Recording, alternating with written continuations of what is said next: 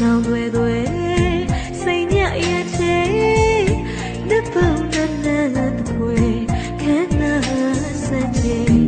nui le bapu mole basu samle edo shina no ji de ji bien la ke le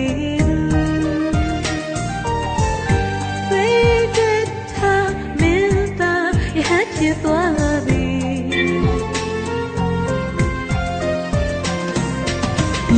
Chule hope the chule hope me you ain't on the circle. Gama go ayo ne yo gama no you.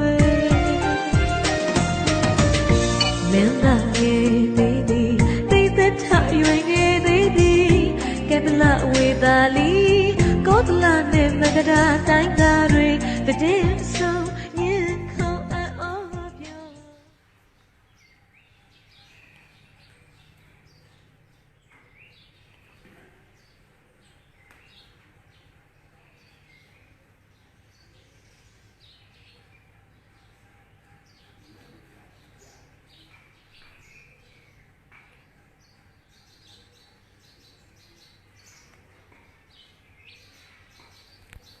Jadi,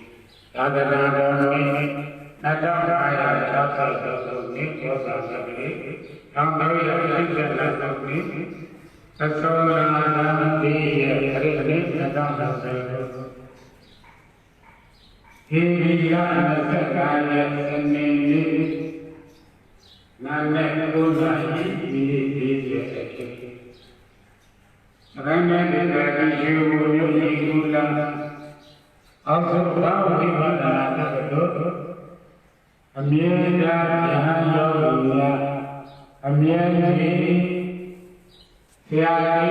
yoga ini lagi mau siapa lagi upah biara wibana itu sama yoga itu asyik Allah Halo Yo dikiranya video ini mandi dia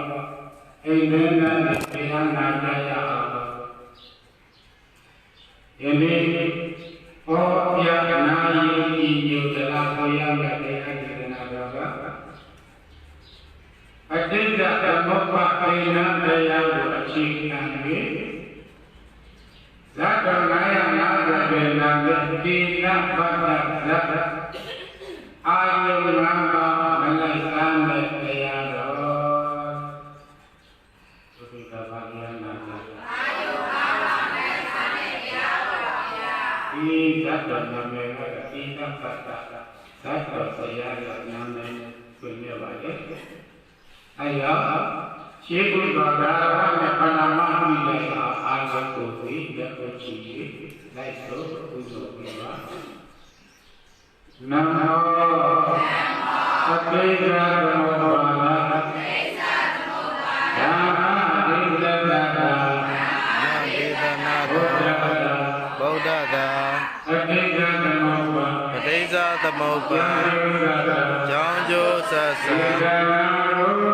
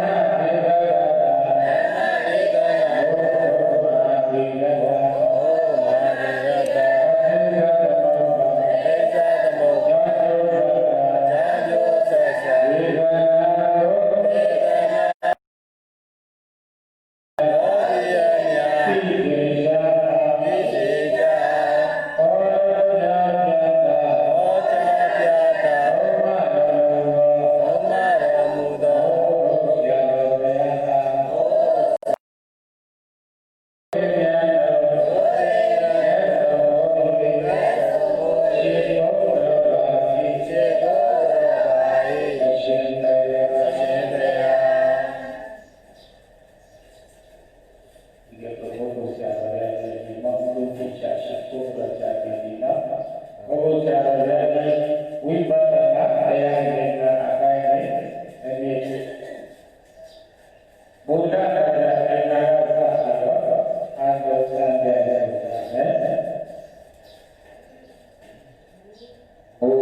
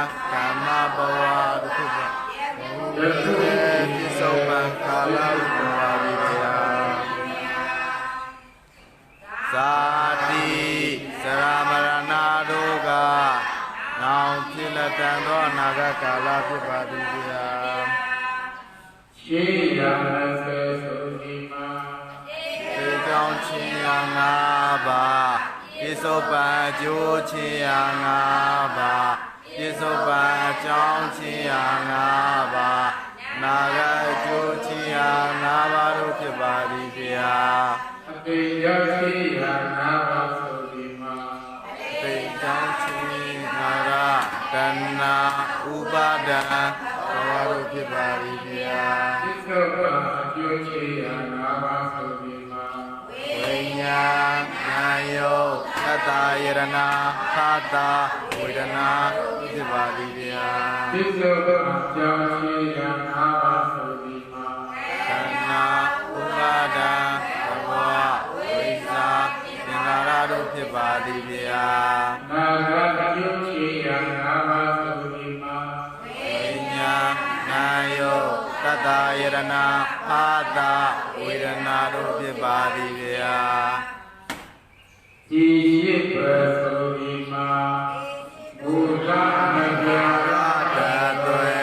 သစ္စာနကုရတသွေလေဟုအလွာကတသွေသင်္ဃာ12ပါးကတသွေသုံးပါးအစကတသွေမုနောကတသွေကာလသုံးပြားကတသွေချင်းအား20ကတသွေတို့ဖြစ်ပါသည်ဗျာအဘယ်ပြမဆိုဒီမှာအဘယ်ပြမဆိုဒီမှာပရိယသာသနာပရိယသာသနာညာနာပရိညာဟုခေါ်ပါသည်ဗျာညာနာပရိညာဟုခေါ်ပါသည်ဗျာဣတိအတိဆိုဒီမှာဣတိအတိဆိုဒီမှာပฏิပတ်သာသနာပရိပတ်သာသနာသီရဏပရိညာဟုခေါ်ပါသည်ဗျာသီရဏပရိညာဟုခေါ်ပါသည်ဗျာသံဃာမလိုကြောင့်ဒီဆိုဒီမှာသံဃာမလိုကြောင့်ဒီဆိုဒီမှာပฏิဝေဒသာသနာပฏิဝေဒသာသနာအာနာပရိညာဟုခေါ်ပါသည်ဗျာအာနာပရိညာဟုခေါ်ပါသည်ဗျာသာဓုသာဓုသာဓုဒီလိုလိုလိုအဆက်ပဲဟောကြားပြီးတာနော်သာသာရေရနာရှိခွက်ပဲဖြစ်ပါလေပြောတော့သာသာရေရနာရှိခွက်ပဲဖြစ်ပါတယ်ဗျာသာသာရေရနာတော့ပါပြီပါလေယေတိနာနခောယာကိုစိတ်ဟုတ်ရပါပါဗျာပြန်ပြောယေတိနာနခောအာကိုစိတ်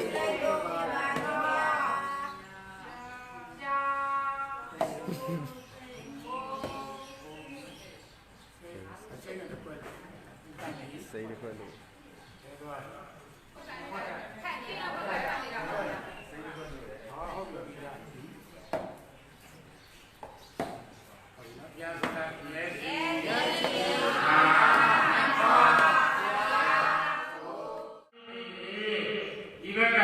ဝေဒနာနဲ့ဖြစ်ပြီးတော့နောက်ကဝေဒနာနဲ့ချုပ်ပြီးဆိုတော့တဏှာဥပါဒကံကိုဆက်ပြီးချုပ်လို့လားချုပ်ပါတယ်ဗျာတဏှာဥပါဒကံချုပ်အောင်လုပ်နိုင်ရင်လုပ်မလုပ်နိုင်ရင်တော့ဘုရားတော့ဇာတိနာမကဟုတ်လားဟုတ်ပါတယ်ဗျာအပါတိအဆွဲရောက်ပါလားအပါတိဘက်ကပါပါလေပါတိဗရာမရဏတို့ပါဗျာဒါတိပိသုဘဘဝသူယောဂီကဘာရည်ရှိလဲတဏှာဥပါဒကံချုပ်ယောတဏှာဥပါဒကံချုပ်ပါတယ်ဗျာတဏှာဥပါဒကံချုပ်အောင်လုပ်နိုင်ရင်တော့ဒါပေမဲ့တဏှာဥပါဒကံဘယ်လိုချုပ်အောင်လုပ်မလို့ဟောဒီအနာတာနာရှိခွက်ကရှိသေးပါသတ္တယရဏရှိခွက်နေရှိပြရပါမယ်ဗျာဟာအတူတူကြည့်ရတဲ့ဝေဒနာမှာချုပ်ပါဝေဒနာချုပ်ရင်တဏှာဥပါဒကံပြီးချုပ်ပါတယ်အရေးကြီးတာကဓမ္မတိနဲ့ဓမ္မကိုကိုကိုကြီးပြောရပါမယ်။တော့ကိုရေးကြည့်ပါတယ်ဗျာ။ဓမ္မတိကပါလေဝေဒနာ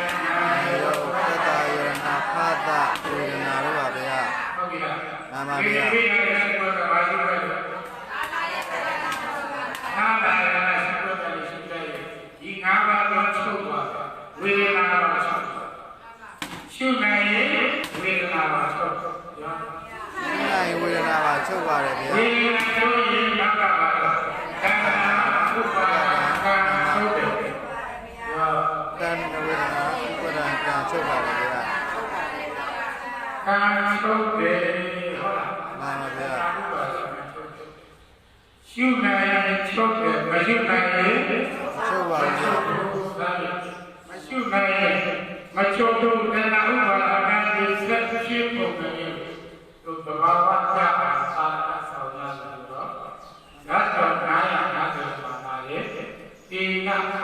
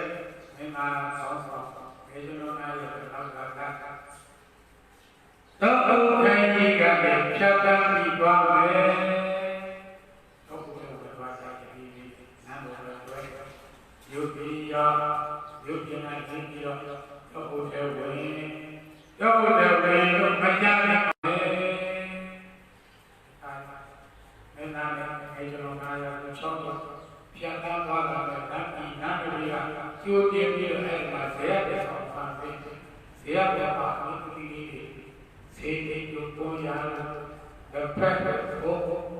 ताऊ ये जो बसंते के था ये क्या ये का फैक्ट नहीं हुआ कोई आगे हुआ नहीं और फिर ऐसे अम्युदमी निराश अम्युदमी दुख आते क्या और बैलून आते योग योग मौसम को योग वाइन क्या साथ हो रहा है और फिर तीन जोड़ा यारी तो इधर ये वाले हैं तीन जोड़ा यारी आलू तीन जोड़ा यारी ताला शुक्र ये भी है ऐसे क्या ये से को तू ये है ठीक है शुमा लो यार शुमा का ये ना है वेदना खाना का वाला दाना उपादान का जो दाना उपादान दाना ये ऐसे बात है उपादान स्वेला में किया में का अम्युदमी निराश लूप आप शॉप लूप कैसा था ए मौसम को दिया पालो तीन जोड़ा यारी आया लो आगे का यार तीन जोड़ा यारी ये ये सीधे ऐसे कैसा क्या ये बोलेंगे बाबा ये शुक्रिया ओके कति ने होती है सीधे तरीके से माना है वेदना का छोड़ा वेदना छोड़ यहाँ का करना होगा नीचे पापा तीनों पूरे दादा योग में विपत्ति आते शिव माफी नहीं बोले लाइक हसे आयो ये मानो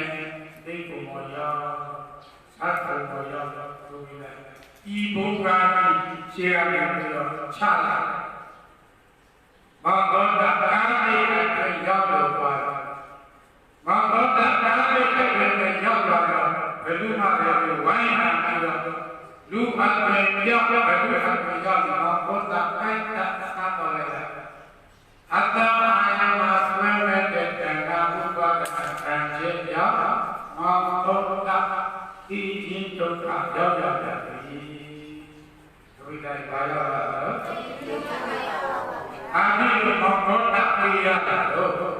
Ata Ayama, Tuelane Dana, Suelane, Ubala, Nakame, Kamabala, Heli Kana Ubala Kan, Suele Cheja, Mangona Tiji Dukala, Paramana Gaya, Ayani, Ayani, Tadi berganti bila artinya berarti tadi artinya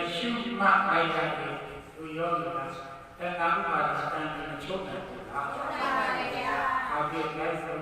tentang ayat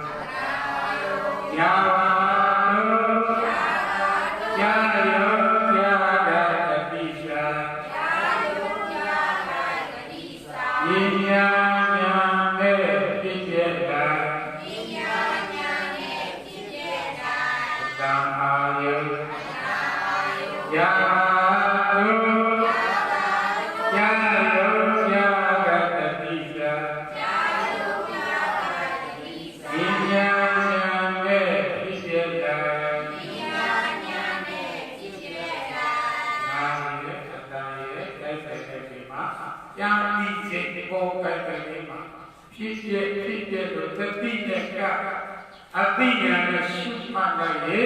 wedana mencoba maka kata ubah akan mencoba ya siapa artinya obat yang ini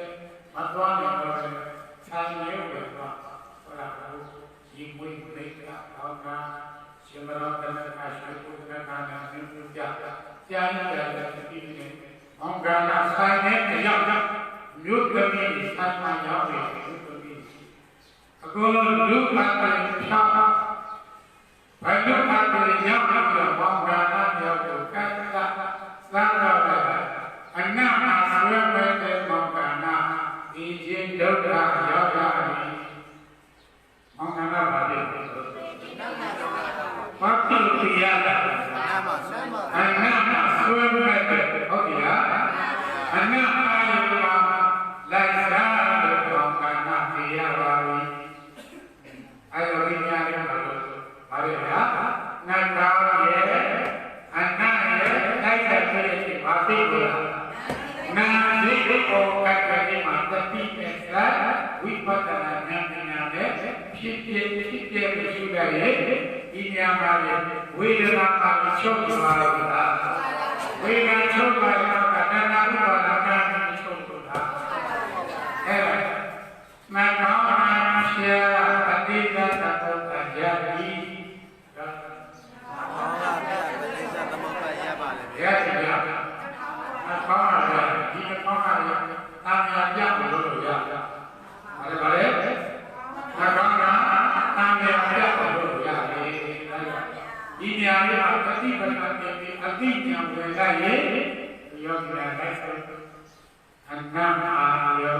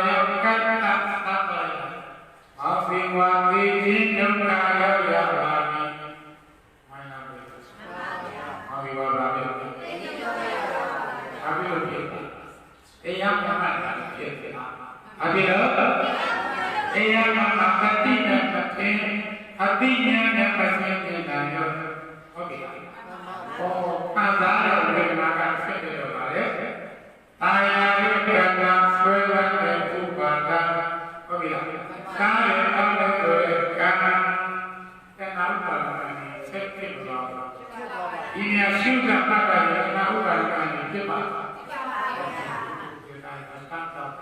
အရေးကြီးစိတ်ကြီးစားရှုမှတ်စားတာရောရှုမှတ်စားပါဘုရားတော့ဘာလို့လဲစိတ်ကြီးစားရှုမှတ်စားပါစိတ်ကြီးစားရှုမှတ်စားပါဒီဘက်ကစိတ်ကြီးရလားစားရတော့ပါဖြစ်ဖြစ်လို့မရှိပါဘူးရှိပါဟုတ်တယ်နော်ဒီကိုစမ်းပြီးတော့ကိုဆရာတော်တို့မြင်နေမုံရွာပါစားတာဟိုဝါတော့သမီးကလည်းရှိတယ်သမီးကလည်းအဲ့ဒီတော့သမီးအားလုံးရှိတယ်ဟုတ်ကဲ့လားအဆိုင်ရှိမှဆိုင်ဝင်ပြီးတာသမီးဘဝသာနာကြဘုန်းကြီးနဲ့ပြေလာပါစေဟုတ်ကဲ့နော်အဲ့ဒါအမေဝါဒနာပြဘုန်းကြီးနဲ့လည်းပါသက်စေဆိုတော့ဘုန်းကြီးတွေပါရောက်လာဆုံးသွားပြီစေနာရောက်လာဘုန်းကြီးပါရောက်လာဆိုင်ဖို့လို့ပါအမေဝါဒနာပြဘုန်းကြီးသက်စေတော့မတရားမရှိတာဒီနာတော့ဘုရားအဲ့ဒါဘုရားတင်ဆုံးမတင်နေတယ်ကိုဆိုင်ရှင်ကြတာတော့ဘယ်မှာပြဒါပါဒီမောင်ကသမီးဝါဒနာကြတော့ဘုန်းကြီးတစ်ဆက်အားထုတ်တယ်တော့ဘုန်းကြီးကသူ့တစ်ဆက်တော့မသိသေးတာဒီတော့ဒီတိုင်းနဲ့ဆိုရှင်ပြားစိတ်ရှိပါမယ်ရှင်ပြားတို့ဘုန်းကြီးတို့ကတဏှာစားဖို့ပြီးမနေ့ကညညတဏှာတဲ့ပေါင်းပါနားကြတယ်တော့ရှုံးတယ်ဗျာအဲ့တော့ဘုန်းကြီးတစ်ဆက်တော့ဒီလိုဘုန်းကြီးဒီကဆက်ပြောလို့ပြတာပါရလားပါပါဗျာအမေကရောက်လာတယ်သမီးတော်ကနားကြတော်တော်ဆက်ရှင်ကြတယ်ဆက်ရှင်ကြီးဘယ်နဲ့ပြေလာမှာလဲနောက်ကြီးစိတ်ဆိုးပါတယ်နောက်ကြီးကမနေ့ဆိုရတဲ့ဘဝတော့မကျွန်းနေတာဟိုတီးတွေတင်လာပြီးတော့မနေ့လုံးလာရတယ်ဟာကမနေ့လုံးလာရောက်မကိုမရှိဘာမှမစားတော့ဘူးဆန္ဒနာမှာကိုပြည့်စည်ကိုဂိတ်တွေကိုကြည့်လို့လာတာသမင်းပဲနားတယ်ကမနေ့လုံးဘာမှမစားတော့ညနေလေးကဘုန်းတော်မှာဟိုတဏှာနှစ်ပေါင်းသွားတာနောင်ကြီးဒါကြောင့်ကဲမှာတစ်ဆွေတော့တောင်ကြီးစိတ်ဆိုးပါတယ်ဗျာဆိုတာဗျာဖြစ်သွားတယ်မိုင်လာရောပါပါဗျာဟုတ်လားအဇံအာဘာတတိဝရတိအတိဉာဏ်ဝင်မဲ့ဆိုရင်တော့ယောဂရာရဲ့အစအာယောသာဘာတုသာယောသာယတတိကာဉာဏ်နဲ့ဖြစ်ပြမှာဉာဏ်နဲ့ဖြစ်ပြမှာအစအာယောသာ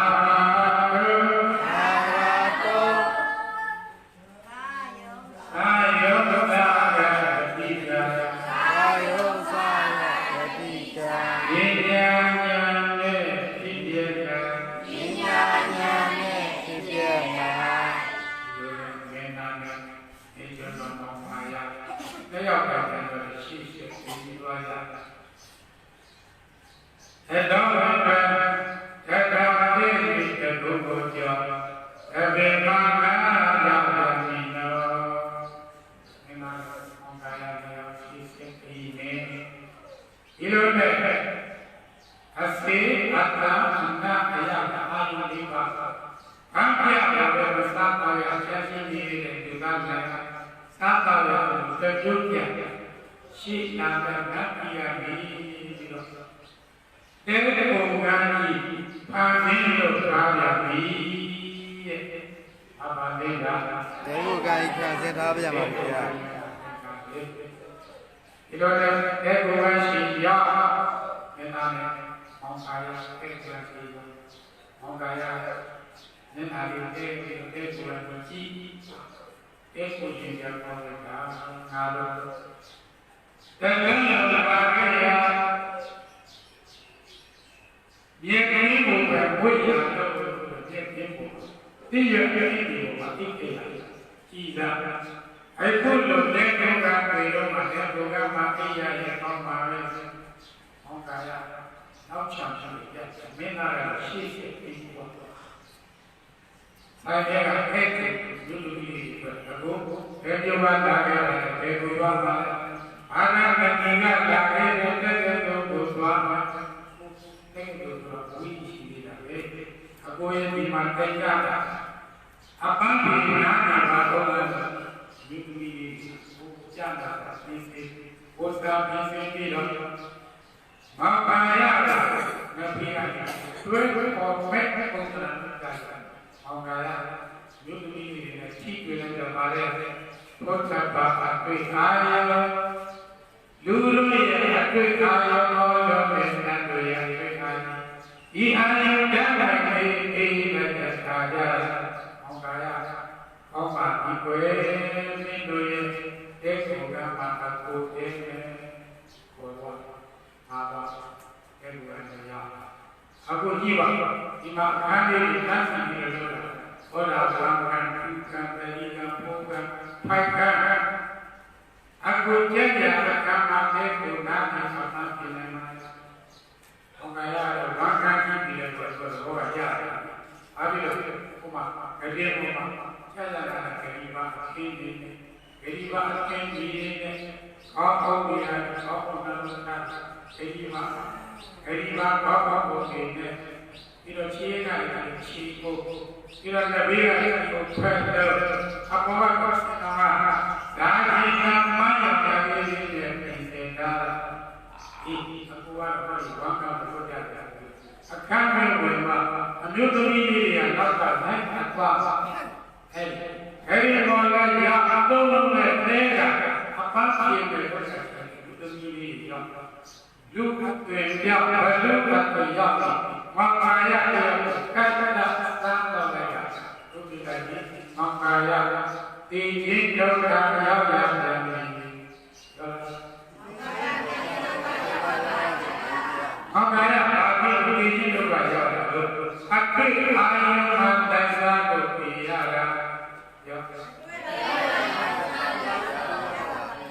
Di ayah sama dia, oke? Bisa tak? Ayah kaya kuda, kuda dia tidak nama apa lah, kuda dia ya apa lah. Hari kuda dia orang masa di negara, wibar macam ni lah. Cipta nak sudah ini yang kita domba dia pula. Ada yang kamu pak ya ni. Kami asyik jadi.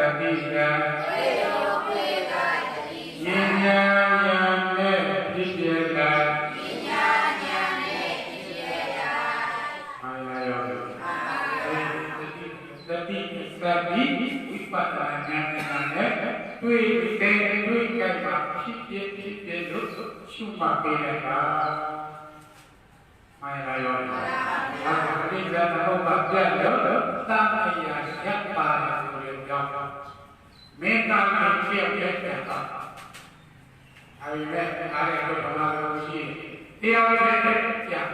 လေဝတ်ကြီးကြာအနာမသိဘူးရှိတာဒီကြောင့်ကနေပြီးဆုံးပြီးဖြစ်တဲ့ရ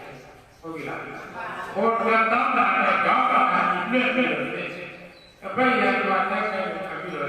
ဒီဘက်ကသိခွက်ကြီးကြာအနာမသိတဲ့ရဆိုပြီးတော့အနာမသိဘူးရှုပ်လို့ပြီးသိဟောအညမနာမယ်ရတာတိုက်တဲ့အဘာဝမင်းသားလေးပြောပြကြတယ်စိတ်မလျှော့လက်မလျှော့ဘူးအယောင်သွားတဲ့ကွန်ပြင်းမြောက်နေမနဲ့လေးတော့အငယ်လေးတော့တက်ရှိတော့ဈေးအတိုင်းရောက်သွားပြီအဲ့မှာဘယ်သူတွေကအောင်းပါဘယ်သူမှမင်းသားကိုမစားရတဲ့အခြေအနေရှိတယ်သူကလည်းမင်းသမီးအယောင်ဆောင်ပြီးမင်းသားနောက်တာတဲ့နာရတဲ့အပပြေနာနေသူပါလာတဲ့အထုံးကလေးကိုအဲ့ဒါအောက်တော့ပြီးတော့လက်တိနဲ့ဟုတ်ပြီအထုံးလုံးနဲ့ဘယ်လိုမှမင်းသားရဲ့ဘုံကံကြောင့်ဇေယျပေါ်တော်တည်းဒီကံကမှာကျွတ်ကျွတ်ပြီးခိုင်းအဲ့ဒီအချိန်မှာတကယ်လို့ဒီအုပ်ချုပ်မင်းတို့တဲ့ရှင်တွေနဲ့ဟိုဘူးကြီးမရတဲ့နာမည်မင်းပိတ်တာအစုပ်တွေနဲ့နာတော်ဘာကိုဥယျာဉ်တော်ထွက်ပြီးတော့ပြောခွဲတာပဲအဲ့ဒီရှင်ဒီကွက်စင်တော်စီအဲ့မှာကြည့်လိုက်ဟိုမိကြီးကြောင့်မလာပါဗျာဟောဇေယျလေးကရမှာထိုင်ပြီးဒုတိယဒီမတန်ချိုးလာတယ်သာမိကတာတာပြီးတယ်အဲ့ဒါမှပြီးတာမောင်မင်းပါပြီးတော့သံကြီးလို့ပြောပြီးနေတယ်ရောမင်းရဲ့ပြောကျမသာပိကပိုင်းရှိတာပေါ့ဇေယျတော်ကလူကအဲ့ဒါကျမရဲ့ယောက်ျားကမင်းကြီးကပြောတယ်ဇေယျတော်ဆင်မာချတာပြီးပြီမဟုတ်ဘူးအဲ့ဒါမင်းကြီးရဲ့ပုံကိုအေးငါရဲ့မိမကပုံကိုအဲ့ဒါလူမဘလူမလို့မင်းသားပြောတယ်သူတို့တရားရဲ့စကားကိုရှင်းပြီးတော့မတတ်တဲ့ရှင်ဘုရားရှင်ရှင်ကိုအဲ့ဒီကျွေးပြီးဆက်တာရှင်ကြီးရဖတ်တာဘယ်ဘယ်ကြီးမလာဒီလိုဆိုရင်ကအရာနာတော်ကိစ္စထောက်တာသိရှိပါလေဒီကံတာဒီလိုကြီးဟာတာဒီကပိုက်ရှိတဲ့အမျိုးတော်ကြီးတွေပြရတယ်ဒီတော့ငါပင်မင်းများနေတဲ့ဉာဏ်မျိုးလုံးလို့မိဖုရားကြောင့်ပေါက်တော်ဘုမယ်ဘယ်လိုမှမင်းသားသာလိုက်မင်းသားပါရတယ်မိဖုရားဖြစ်သွားတယ်မာယာမိဖုရားဖြစ်သွားတယ်ဒီတော့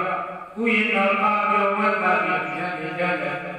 စီတော်ရမယနာမဝေပဲရှင်မင်းကြီးလည်းမင်းပိတာအချွေအရာရာသံတော်ဝေညို့တော်ဝေနတ်တော်ဝေတို့ဒီကနေရရှိနေပြီးမိဖုရားအတေလေးနဲ့ဆက်တော်ဘောလို့ပြောတော်ဒီပြားတွေနဲ့ဆက်တော်တော်တော်နဲ့ဟိုညကောင်းရဆက်နိုင်တယ်တော့ဒီမှာညွတ်မင်းမိဖုရားများတွေလေးကခါတိုင်းတရှုရှုမိုးလေးဒီတော့ရှင်ကြီးရဲ့တို့တဲ့ဟိုနမတော်ရဘယ်လိုအကြောင်းကြောင့်အမောင်တော်ရဲ့အတိတ်ဘယ်လိုနဲ့မသိတော်ရဲ့ဆိုတော့နမတော်ဘုံရပါနာဗျာနမတော်နန်းတွင်တရားပုဂ္ဂိုလ်ပါဒီတော့နတ်မင်းရှိတဲ့မိဖုရားနဲ့သာသနာ့ပြီးတော့ကျွေရဝိသတ်တွေကနမတော်ဒီကိုဇေယနာကပေါက်ရလာတဲ့မိဖုရားလို့အများကဝိုင်းနေရင်ကျွန်တော်ခါရပါပါဘုရားနမတော်ခါရပါပါဘုရားဒါကြောင့်နမတော်ဟောမို့ဘုရားချစ်ခင်တဲ့ဉာဏ်တို့လိုပါနတ်မင်းကိုချုပ်ပြီးအာနာဟန်နေတော်ဘုရားမိုင်းလာပြီဒီဘုရားဘယ်လိုမှမာယာပရိယေတ်တွေ့ချက်ရှင်မင်းကြီးကိုအဲ့ဒီလက်ပတ်လို့ဆိုတဲ့ရှင်ကြီးကပါတယ်ဘုရားဘာသာတွေ့အာယလူတို့ရဲ့အတွေ့အာယမောတော်တဲ့နတ်တွေရဲ့တွေ့အာယဒီအာယတန်တဲ့ဒီတဲ့ကာကအောက်ပါဒီွယ်နမတော်ဘောင်းတော်ကနန္ဒကိုချုပ်ဒီအာနာပိအခါရေဒီအပြီးတော့ဓာတ်ရှိကိုဆိုရင်နမဘေဘောင်းတော်ပြပြည့်တဲ့ဒီလိုစက်တော်ပြောလို့လည်း ရှင်မင်းကြီးအိမ်ပါလို့တော့ဒီတရားရဆောင်တာဘယ်လိုမှသူ့နေရာတော့ပါတော့တော့မှာရှိတဲ့ဘယ်လိုလဲအခုကော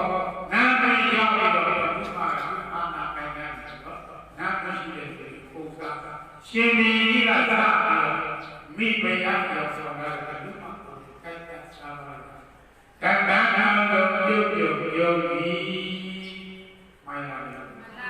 အဲ့ဒါလေးရအိုးပြုလေအိတ်တဲ့ဘုကြီးမရတဲ့နာမည်လေးနတ်တော်ဘာသာတော်ကြီးရှင်မင်းလည်းမရှိစကားကောင်းလည်းမရှိသာတော်တပည့်တော်လည်းမရှိအယုစုအယုပေါ်တာတန်တော်လည်းတိုင်းတိုင်းရဲ့နတ်တော်ရှိရှင်မင်းရှိမှဖြစ်ပဲဘာလဲတိုင်းတိုင်းရဲ့နတ်တော်ရှိရှင်မင်းရှိမှငါတို့ဟိုတရားတော်ကမင်းသားတွေအမှန်နဲ့ဒီမှာဆက်နေပါလေ။အဲဒီမိသားစုကိုအားလုံးတိုင်းကိုချုပ်မင်းတို့တွေရဲ့ဘောကအစီဝေတိုင်းနဲ့အားလုံးပြတာဘူကြီးမတဲ့နာမည်ကိုဘုရားကလည်းမင်းသားတွေပေးကဲကဲလည်းမင်းတို့ကိုအာပြီးကမင်းအပိတ်တိုးလိုက်တာကအာရယောဂိကမင်းအပိပါပိပါရှင်းနေဖြစ်တာအာရုံတို့ကစက္ကရိုဒီမှာရှင်းနေလို့တို့ကလည်းဒီမှာအခုရှင်းနေရပြရဘူးလားအာပိလို့ရှင်းနေဖြစ်တာပဲတို့ပြတဲ့အကြောင်းတရားတော့အာယယဘာလိုက်တာပဲရှားရှားတို့တကယ်တို့ပါရှင်းနေဖြစ်တာမိုင်းလာရောရှင်းနေဖြစ်ရတ်ပါဗျာကသာတော်နဲ့တော့ရှင်းတာလည်းရှင်းပြီးတော့တကယ်လို့ဒီမှာမင်းရှင်းမရင်ဖြစ်တဲ့မင်းသားတွေဟာယခုအခါငါဘုရားဖြစ်နေတယ်တကယ်လို့ဒီမှာမင်းဒီပရိသတ်တွေကတော့ယခုအခါငါဘုရားရဲ့ပရိသတ်တွေဖြစ်နေတယ်မိုင်းလာပြီပါပါဗျာရှောင်းရည်ဝိပဿနာရှုမှတ်ပါဖြင့်အတိတ်ကဘုရားတန်ခါရဆက်ပြီးဖြတ်ကြပါလို့ကိုရောရရပြီးဆိုမဲ့အစေအာယောအစေအာယောယေမာတောယေမာတောယေယောမေကတတိကာယေယောမေကတတိကာအာယောအာယောဇာ